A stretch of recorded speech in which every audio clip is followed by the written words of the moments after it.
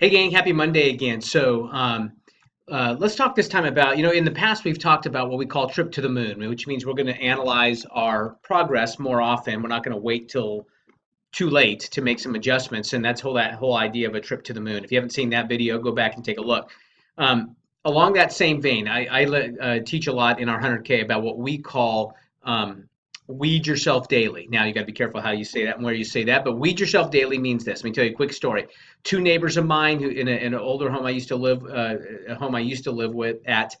Um, One neighbor, we all had these flower beds outside, like by our driveways and where the mailboxes were. One neighbor, Bill, older, retired guy, would come out, and every time he'd check his mail, he'd just look around, reach down, and with his forefinger and his thumb, let me put it right there, forefinger and thumb, would pick a couple weeds each day and be done with it, right?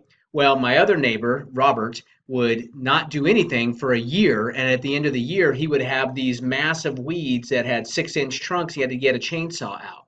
And when I was watching them do this and do it in different ways, I said, you know what? I want to be like Bill. I want to take that and I want to be able to weed myself daily. It means I'm going to check myself more often. But when I do that, I can weed my. Now the irony is that the day and a half it took Robert to weed himself a year later was probably the cumulative of all the time that Bill spent doing this each day.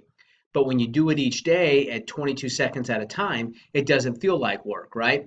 So what if we could apply that to our own lives? What if we could focus on weeding ourselves daily? That's my challenge for you this week is make sure you weed yourself on a consistent basis so you can weed with this as opposed to a chainsaw. All right, guys, have a great week.